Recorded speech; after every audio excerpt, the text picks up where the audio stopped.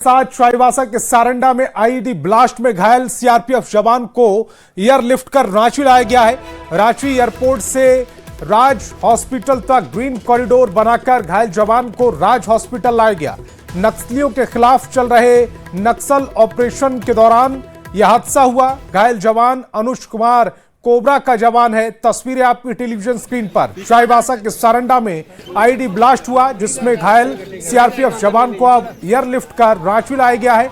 Ranchi airport से राज hospital तक green corridor बनाकर घायल जवान को राज हॉस्पिटल लाया गया।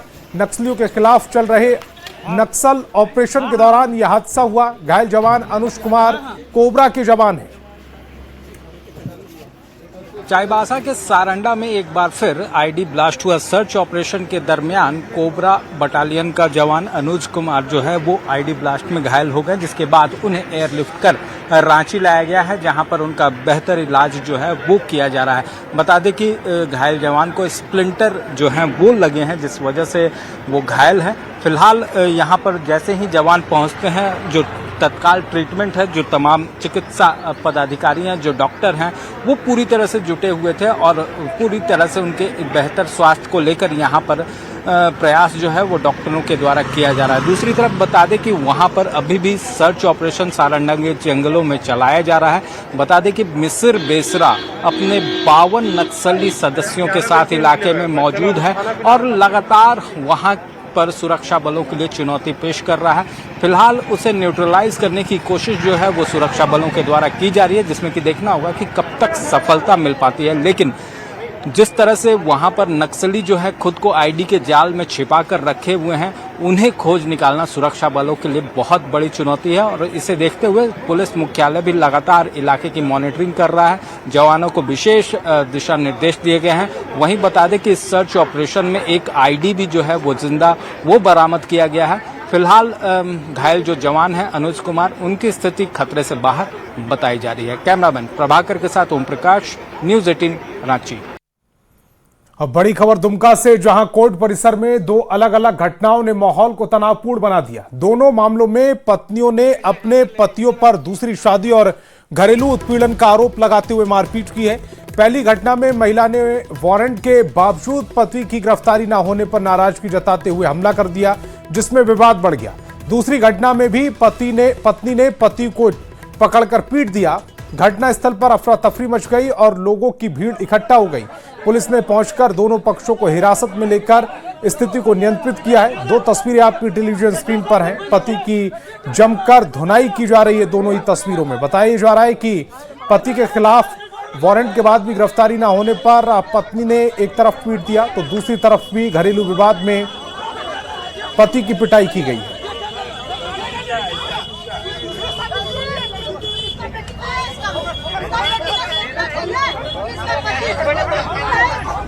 तस्वीरें आप देख पा रहे हैं। दो तस्वीरें आपकी टेलीविजन स्क्रीन पर है। पहली तस्वीर में वारंट के बाद भी पति की गिरफ्तारी ना होने पर पत्नी नाराज हो गई और उसके बाद उसकी पिटाई कर दी गई, और दूसरी तस्वीर भी घरेलू विवाद के बाद पति की पिटाई से जुड़ी हुई तस्वीर है।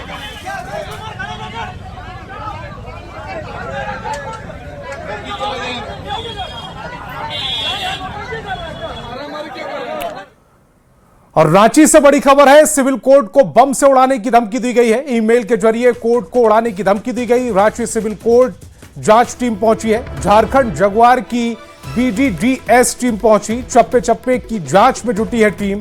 पहले भी कोर्ट को यह धमकी मिल चुकी है। तो रांची से बड़ी खबर है। सिविल कोर्ट को बम से उड़ाने की धमकी दी गई। ईमेल के जरिए कोर्ट को बम से उड़ाने की धमकी दी गई है। रांची सिविल कोर्ट जांच टीम पहुंची हुई है। झारखंड जगुआर की बीडीडीएस टीम फिलहाल कोर्ट पहुंच चुकी है। चप्पे चप्पे की जांच की जा रही है। पहले भी कोर्ट को बम से उड़ाने की धमकी कई बार मिल चुकी है।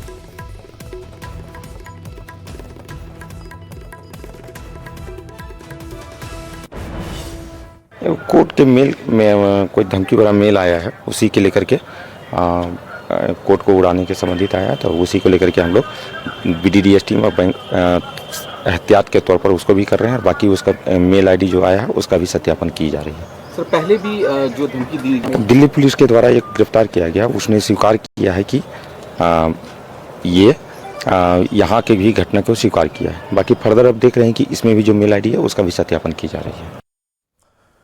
और धनबाद से बड़ी खबर मिल रही है। बम की अफवाह पर एक बार फिर से धनबाद पुलिस रेज हुई है। सीआरपीएफ की डॉग स्क्वाड टीम के साथ धनबाद पुलिस ने धनबाद कोर्ट परिसर में सर्च ऑपरेशन चलाया। कोर्ट परिसर के कोने कोने की तलाशी ली गई। वकीलों ने बम की अफवाह बताया है और एक बार फिर पुलिस जांच अभियान चल रहा है। फिलहाल कोई भी आपत्तिजनक सामग्री बरामद होने की सूचना फिलहाल नहीं मिल पाई। धनबाद से बड़ी खबर है। बम की अफवाह पर एक बार फिर से धनबाद पुलिस रेज हुई। आरपीएफ की डॉग स्क्वाड टीम के साथ धनबाद पुलिस ने धनबाद कोर्ट परिसर में सर्च ऑपरेशन चलाया। कोर्ट परिसर के कोने कोने की तलाशी ली गई। वकीलों ने बताया कि बम की अफवाह पर एक बार फिर से पुलिस जांच अभियान चला रही है। फिलहाल कोई भी आपत्तिजनक सामग्री बरामद नहीं होने की सूचना है। सोशल मीडिया के द्वारा ये जानकारी हम लोग को भी प्राप्त हुआ है कि धनबाद सिविल कोर्ट को फिर से धमकी आया है कि मतलब बम छोड़ाने की अफवाह, और धनबाद सिविल कोर्ट के साथ शायद झारखंड में एक दो और सिविल कोर्ट का भी चर्चा है कि वहां भी बम छोड़ाने की धमकी आई है। प्रशासन अपने स्तर से हर बार जिस तरह प्रशासन मुस्तैद है, इस बार भी मुस्तैद है, लेकिन इस बार थोड़ा उस तरह से अफरा तफरी नहीं मचे है जिस तरह पहली बार हुई थी। लेकिन अफवाह आई है, नियंत्रण लगातार आ ही रही है। अफवाह हो तो कहीं ना कहीं तो डर हम लोग में लगा हुआ है। और रांची से बड़ी खबर है। बच्ची की हत्या और शव दफनाने के मामले में बड़ी कार्रवाई की गई। पुलिस ने 2 आरोपियों को गिरफ्तार किया है। बच्ची के फूफा और फुफेरे भाई को गिरफ्तार कर लिया गया। डॉक्टर को भी आरोपी बनाया गया है। हत्या के बाद बच्ची की शव का गयाजी में दाह संस्कार किया गया था। 13 मार्च से लापता थी बच्ची। रांची से बड़ी खबर है। बच्ची की हत्या और शव दफनाने के मामले में यह बड़ी कार्रवाई। पुलिस ने 2 आरोपियों को गिरफ्तार किया है। बच्ची के फूफा और फुफेरे भाई को गिरफ्तार किया गया है। डॉक्टर को भी आरोपी बनाया गया। हत्या के बाद बच्ची के शव का गयाजी में दाह संस्कार भी किया गया। 13 मार्च से लापता थी बच्ची।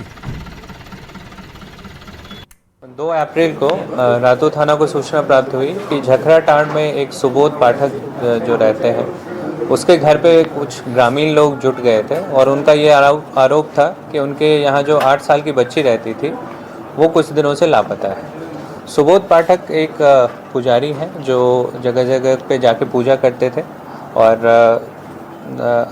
पूजा जैसे श्राद्ध कार्य और अन्य पूजा ये जगह जगह घूम के करवाते थे। तो उन्होंने ये बच्ची को औरंगाबाद से लेके आए थे। तो बच्ची की माता का डेथ हो गया था और पिताजी विकलांग थे। तो उन्होंने 5 साल की उम्र में ही बच्ची को सुबोध पाठक को बड़ा करने के लिए दे दिया था। और झारखंड में राज्यसभा चुनाव को लेकर सियासी हलचल तेज हो गई है। 2 सीटों के लिए होने वाले इस चुनाव में सभी अपने अपने दावे कर रहे हैं। इस बीच न्यूज 18 से खास बातचीत में बीजेपी नेता सीता सोरेन ने कहा कि अगर पार्टी मौका देगी तो मुझे खुशी होगी। झारखंड की राजनीति में फिलहाल 2 ही चीजों की चर्चा है, एक असम की राजनीति की और दूसरा जून में होने वाले राज्यसभा चुनाव की। हमारे साथ यहाँ पर सीधे सीता सोरेन जी, हम सीधे बात करेंगे कि जो बात आ रही है राज्यसभा चुनाव की, जो कि झारखंड से 2 सीटें हैं, एक दीपक प्रकाश जी और दूसरा एक शिबू सोरेन जी जो रिक्त हुई हैं। तो जून में जब ये सीटें खाली होंगी तो एक कहा जा रहा है कि सीता सोरेन जी का भी नाम बहुत तेजी से आ रहा है कि राज्यसभा पार्टी आपको एक राज्यसभा के जरिए आपको वहां भेज सकती। देखिए संजय जी, ये तो चर्चाएं तो बहुत ऐसे होती ही रहती है। अब सबकी निगाहें भी है कि 2 सीट खाली हो रही हैं। अब इसमें कौन जाएंगे, तो हम तो यही मान रहे हैं कि पार्टी जो केंद्रीय नेतृत्व है उनका जो इच्छा है होगा वही होगा। और हम लोग कह सकते हैं कि जो भी कैंडिडेट होगा कह सकते हैं, वैसे तो बहुत कोई जाना चाहते हैं राज्यसभा के लिए, कौन इनकार करेंगे। लेकिन ये जो आला कमान है केंद्रीय नेतृत्व की जो इच्छाएं होंगी, अगर उनकी इच्छाएं होंगी कि अगर हमें चुन लिया जाएगा तो उनको तो हम इसके लिए बहुत बहुत धन्यवाद देंगे। फिलहाल तो मैं जिस पार्टी में हूँ, हम तो उम्मीद यहीं से ही करते हैं कि पार्टी की तरफ से हमें ये सम्मान मिले। और बाकी जेएमएम की तो बात, ये तो चर्चाएं में ही हम सुन रहे हैं और ऐसा कोई ये नहीं है, लेकिन आगे समय आएगा, समय बहुत बलवान है, उसी समय का क्षण का इंतजार करते हैं हम। देखिए, पहले तो फर्स्ट प्रायोरिटी तो है कि बीजेपी के जो कैंडिडेट वो भी उनका भी टर्म पूरा हो गया है, तो उनका भी तो अपना मतलब हमारे पार्टी के भी तो अपना सीट है ही है, तो उसी से किसी तरह से मतलब हो जाए तो बहुत अच्छा रहेगा। बात करते हैं असम चुनाव की। असम चुनाव में जिस तरीके से टी ट्राइबल्स का मुद्दा उठाया जा रहा है कि टी ट्राइबल्स इस बार निर्णायक भूमिका में होंगे। हेमंत सोरेन, कल्पना सोरेन जी भी लगातार वहां जाकर सभा कर रही हैं। लगता क्या कुछ होगा वहां पर ऐसा कुछ?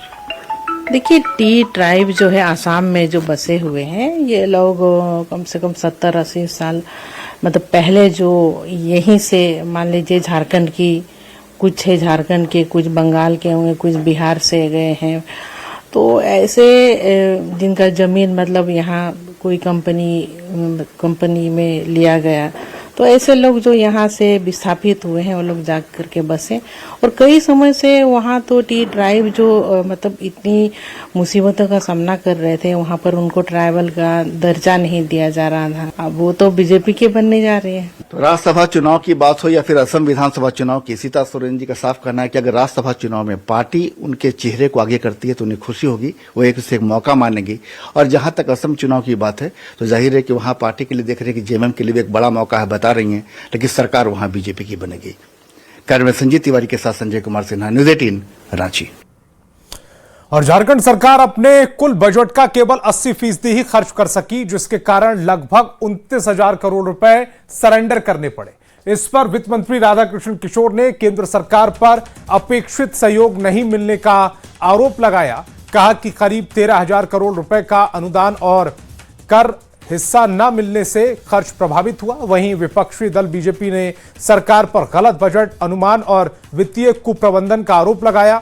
बीजेपी का कहना है कि सरकार उपलब्ध संसाधनों का सही उपयोग नहीं कर पा रही, जिससे राज्य में विकास कार्यों पर नकारात्मक असर पड़ रहा है। इन स्कीम के हेड में कई सारी बातें सामने आती हैं, तो भारत सरकार का सहयोग नहीं मिला। हमारा जो एस्टीमेट, बजट एस्टीमेट हमारा होता है, रेवेन्यू एस्टीमेट जो हमारा होता है, वो अनुमान पर आधारित होता है। हम अनुमान लगाते हैं कि राजस्व की प्राप्ति राज्य के स्रोत से होगी और भारत सरकार हमको राशि देगी। अब भारत सरकार राशि, जहाँ तक मुझे याद है, एक्यूरेट फिगर नहीं लेंगे आप इसे, लेकिन लगभग 13,000 अनुदान की मांग, अनुदान ग्रांट्स इन एड अनुदान की राशि और सेंट्रल शेयर, सेंट्रल टैक्सेस में स्टेट का शेयर, दोनों को मिलाकर लगभग 13,000 करोड़ रुपया हमें नहीं मिला था। सरकार के सिस्टम में छुट्टी का माहौल है।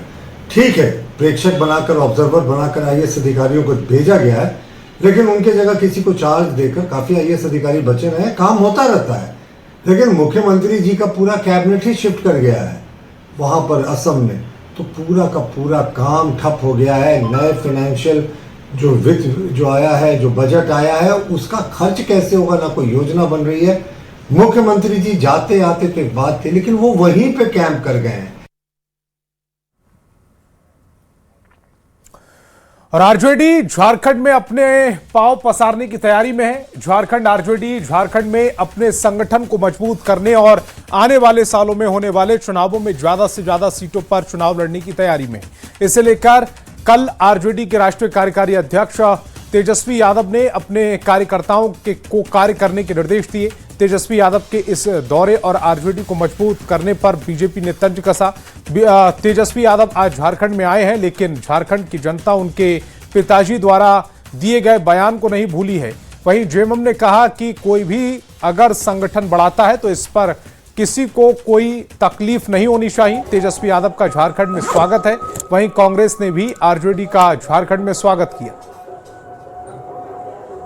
क्या है, पार्टी की जिम्मेवारी मिली है वर्किंग प्रेसिडेंट के रूप में, नेशनल वर्किंग प्रेसिडेंट के रूप में, तो जहाँ भी हमारी पार्टी मजबूत है वहाँ और जाकर के संगठन को और मजबूत करना और पार्टी का विस्तार करना, लालू जी के सामाजिक न्याय के विचारधारा को और आगे बढ़ाना। बड़े नेता हैं तो वो सब कोई चाहता है कि अपना संगठन का विस्तार हो और संगठन बढ़े, लेकिन झारखंड की जनता पुराने जख्मों को नहीं भूली है। जब उनके पिताजी और राष्ट्रीय जनता दल के प्रमुख लालू प्रसाद ने कहा था कि मेरी लाश पर झारखंड बनेगा, इन सब बातों को लोग भूले नहीं है, वो गहरे जख्म में है, क्योंकि राज्य का इन्होंने पुरजोर विरोध किया था। और जहां तक इनके संगठन विस्तार की बात है साहब, तो ये तो झारखंड मुक्ति मोर्चा के कंधे पर चढ़कर बेहतरनी पार करते रहे, इनका अपना कोई वजूद नहीं। कोई दल अपना संगठन बढ़ाता है, विस्तार करता है, तो किसी को कोई तकलीफ नहीं होनी चाहिए, और वो भी हमारे गठबंधन दल के घटक दल हैं। हम उनको या उनकी पार्टी को शुभकामनाएं देते हैं। नहीं, ये हर राजनीतिक दल की अपनी ख्वाहिश होती है कि हम अपने संगठन का विस्तार करें, तो हमें लगता है कि राष्ट्रीय जनता दल भी अपने संगठन का विस्तार कर रही है, और संगठन का विस्तार करना कोई बुरी बात नहीं है, संगठन का विस्तार करना अच्छी बात है।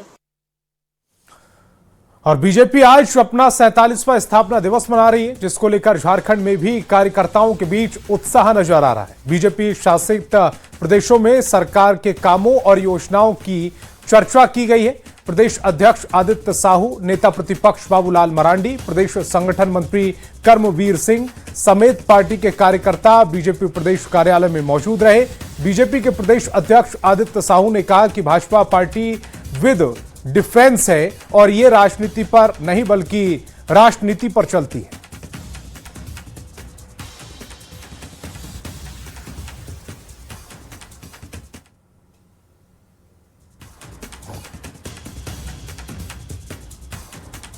भारतीय जनता पार्टी का साफ है कि समाज में रहने वाले अंतिम व्यक्ति के दरवाजे तक विकास की किरण को पहुंचाना है, उसके दरवाजे, उसके चेहरे पे मुस्कान लाना है। सेवा के भाव से हमेशा जनता से जुड़े रहते हैं, तो दुख और सुख और विभिन्न अवसरों पे सबसे पहला यदि किसी के दरवाजे पे दस्तक देने का काम करता है कोई, तो भारतीय जनता पार्टी कार्यकर्ता दस्तक देने का काम करता है। अब कोरोना काल से लेकर के किसी प्रकार की कोई स्थिति परिस्थिति आती है, तो उसके बीच जाकर उनके दरवाजे पर बीजेपी का कार्यकर्ता जुड़ने का काम करता है।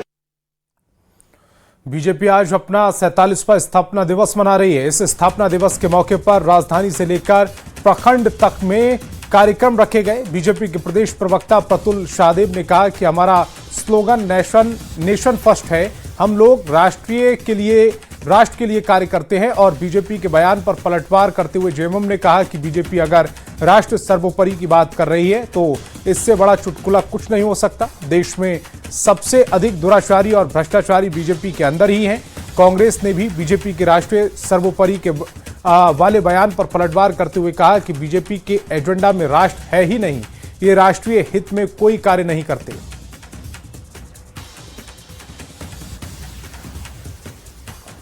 देखिए, हमारा जो पार्टी का स्लोगन है वो नेशन फर्स्ट है। 47 इयर्स ऑफ नेशन फर्स्ट, 47 वर्ष जहां हम लोगों ने सबसे पहले देश को प्राथमिकता दी है। बहुत गर्व का विषय है, आज विश्व की सबसे बड़ी पार्टी अपना स्थापना दिवस मना रही है। जब हमारी स्थापना हुई थी 1980 में, किसी ने नहीं सोचा था कि इतना बड़ा वट वृक्ष बन जाएगा। और राष्ट्रवाद की जो हमारी सोच है वो आज भी पूरे तरीके से एक एक कार्यकर्ताओं के रगों में बहता है। और राष्ट्र के लिए समर्पित भारतीय जनता पार्टी, इससे बड़ा कोई चुटकुला, कोई जोक नहीं हो सकता। छोटे छोटे पड़ोसी देशों से भी रिश्ते हमारे बिगड़ गए, अब वो भी हमें आंख तरेरते हैं। हम अमेरिका के पिछलग्गू हो गए।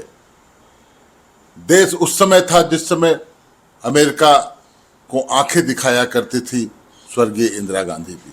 तो राष्ट्र सर्वोपरि भारतीय जनता पार्टी के लिए सिर्फ बयानों में है, सिर्फ भाषणों में है।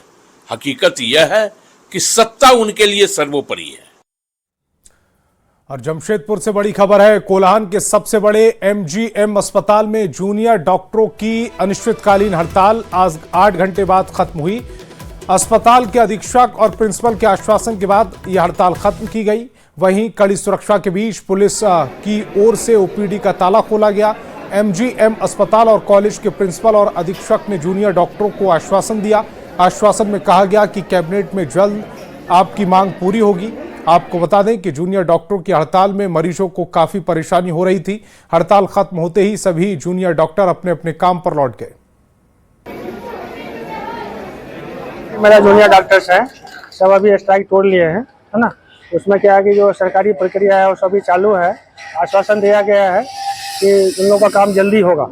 जैसा हमारे सुपरिटेंडेंट और प्रिंसिपल सेल का जिस तरह से हम लोग आश्वस्त किए हैं, तो इस बात से हम लोग को लगा कि हमारा जो स्टाइपेंड बढ़ने वाला है वो जल्द इलेक्शन खत्म होने के बाद जो कैबिनेट मीटिंग होगा उसमें बढ़ जाएगा, ऐसा हमारे सर लोगों ने कहा। रामगढ़ से बड़ी खबर है, जहां के भुरकुंडा के दो मुहानी के पास पुलिस और राहुल दुबे गैंग में मुठभेड़ हो गई। मुठभेड़ में राहुल दुबे गैंग का सन्नी सिंह घायल हो गया है। जानकारी के मुताबिक राहुल दुबे गैंग ने पुलिस पर फायरिंग की थी। जवाब में पुलिस ने फायरिंग की, जिसमें सन्नी सिंह घायल हो गया। घायल को इलाज के लिए सदर अस्पताल में भर्ती कराया गया। इसके बाद रिम्स रांची रेफर कर दिया गया। मुठभेड़ के बाद एसपी और पतरातू एसडीपीओ समेत कई थाने की पुलिस मौके पर पहुंची। जानकारी के मुताबिक पुलिस की टीम हथियार बरामद करने गई थी।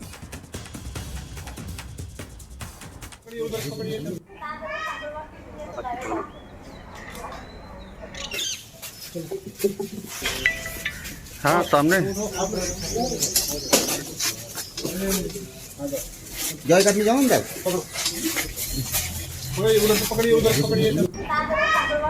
लगातार इस क्षेत्र में राहुल दुबे और अन्य आपराधिक गिरोह के द्वारा यहाँ पे जो कार्य चल रहा है उसमें लोगों से लेवी मांगी जा रही थी और एसआईटी टीम को कुछ सूचना प्राप्त हुई कि भुरकुंडा थाना क्षेत्र में कुछ सक्रिय संदिग्ध व्यक्ति है जिसकी गतिविधि है। जैसे ही यहाँ पे वो आए उनकी गाड़ियों पे ताबड़तोड़ अपराधी के द्वारा गोली चलाना शुरू कर दिया गया और ये सब लोग तुरंत इन्होंने अपने आप को बचाव किया। हमारे पास एक पेशेंट आया सनी सिंह नाम से, पिताजी का नाम लेट धनंजय सिंह, जो हमारे पास सीसीएल गिद्दी से रेफर होकर के आए। उनके राइट पांव में घुटने के नीचे गोली लगने का निशान था। कितने गोली लगी हुई थी सर? जो वुंड के हिसाब से, एंट्री वुंड के हिसाब से लग रहा है कि एक गोली लगी हुई है। बाकी एक्सरे अभी तक हुआ नहीं था तो क्लियर कट बता पाना मुश्किल है कितनी गोलियां लगी। तो गोली फंसी हुई है कि उसमें अभी? जहां तक गोली फंसी हुई होगी, क्योंकि जब भी गोली निकलती तो एक एग्जिट वुंड होता है, तो वो हम लोगों को पाँव में नहीं दिखा। रामगढ़ पुलिस की राहुल दुबे गैंग के साथ सुबह सुबह भुरकुंडा थाना क्षेत्र के दुमहानी के पास मुठभेड़ हुई है और अभी न्यूज 18 की टीम ग्राउंड जीरो पर आप देख सकते हैं ये गाड़ी है जिस पर पतरातू थाना प्रभारी, भदानी नगर थाना प्रभारी, भुरकुंडा थाना प्रभारी और पतरातू इंस्पेक्टर सवार थे, जिस पर अपराधी सनी सिंह ने गोलीबारी की। जवाबी गोलीबारी में सनी सिंह घायल हुआ, जिसे पुलिस से अभिरक्षा में सदर अस्पताल रामगढ़ भेजा गया। इस तरफ देख सकते हैं रामगढ़ एसपी, पतरातू एसडीपीओ और सभी थाना क्षेत्र की पुलिस भी यहाँ पर पहुंची है। पूरे एरिया को यहाँ पर देखते बैरिकेडिंग किया जा रहा है। इस तरफ दिखाना चाहेंगे अपराधी द्वारा यहाँ पर जो गोलीबारी की थी वो पिस्टल जो है वो देख सकते हैं यहाँ पर है, एक पिस्टल वहाँ पर है और बैग भी यहाँ पर छोड़ा गया है। ये रामगढ़ पुलिस की बड़ी कार्रवाई मानी जा रही है। हाल के दिनों में यहाँ पर राहुल दुबे गैंग द्वारा रंगदारी के लिए लगातार जो है गोलीबारी की घटनाओं को अंजाम दिया जा रहा था। और रविवार की बात करें तो रामगढ़ पुलिस ने राहुल दुबे गैंग के 7 अपराधियों को हथियार के साथ गिरफ्तार किया था। यह पुलिस की बड़ी कामयाबी मानी जा रही थी। आज सुबह सुबह यहाँ तड़के जो है रामगढ़ पुलिस के साथ राहुल दुबे गैंग की मुठभेड़ हुई है। पुलिस ने कहीं न कहीं यहाँ पर जवाबी कार्रवाई में अपराधी सनी सिंह को यहाँ पर गोली मारी है और ये इसके बाद जो है अपराधियों में यहाँ दहशत का माहौल देखा जा रहा है। जावेद खान, न्यूज 18 रामगढ़। रामगढ़ से बड़ी खबर है, जहां के इस्पात स्पंज आयरन फैक्ट्री में फर्नेस फटने से हादसा हो गया है। हादसे में 9 मजदूर गंभीर रूप से घायल हो गए। घायलों को निजी अस्पताल में भर्ती कराया गया। घटना के बाद ग्रामीणों ने फैक्ट्री के मुख्य गेट को जाम किया है। घटना रामगढ़ थाना क्षेत्र के अरगड्डा की बताई जा रही है। तस्वीरें आपकी टेलीविजन स्क्रीन पर। फर्नेस फटने से 9 लोग घायल हुए। घायलों को निजी अस्पताल में भर्ती कराया गया है और जो कर्मचारी हैं उन्होंने मेन गेट पर टायर जलाकर अपना विरोध दर्ज कराया है। अभी तो हम लोग को सूचना मिला है, सिर्फ अभी पूरा जानकारी जला हुआ और गंभीर लोग है काफी, और इसका व्यवस्था बहुत खराब शुरू से रहा है। आसपास के लोगों के शोषण से लेकर पूरा इसका किसी तरह की सुरक्षा नहीं है, सभी लोग जानता है। और ये पुलिस प्रशासन आ ही जाए कि डरा धमका कर काम लेने का काम, और इसका वेतनमान भी हमको लगता है और भी अगल बगल में प्लांट है। बड़ा चीज़ है कि अब इतना बड़ा प्लांट चल रहा है, एम्बुलेंस की भी व्यवस्था नहीं थी। यहाँ स्थानीय लोग अपना गाड़ी ला के पेशेंट को हॉस्पिटल पहुँचाए। और धनबाद से बड़ी खबर है, मुनिडीह में जहरीली गैस से मौत मामले से जुड़ी ये बड़ी खबर। गैस प्रकरण में एक और व्यक्ति की मौत हो गई है। अब तक कुल 4 लोगों की मौत हुई। पुलिस मामले की कार्रवाई में जुट गई है। आपको बता दें कि मुनिडीह ओपी क्षेत्र मामले में शनिवार रात मुनिडीह में बीसीसीएल के एक बंद पड़े पावर प्लांट में लोहा चोरी करने की नीयत से कई चोर प्लांट में दाखिल हुए थे। गैस कटर से अपराधी लोहा काटने का प्रयास कर रहे थे। इसी दौरान गलती से उन लोगों ने गैस का ही पाइप काट दिया, जिससे जहरीली गैस का रिसाव होने से सभी का दम घुट गया। एक की घटनास्थल पर ही मौत हो गई, जबकि दो की मौत इलाज के दौरान हुई है।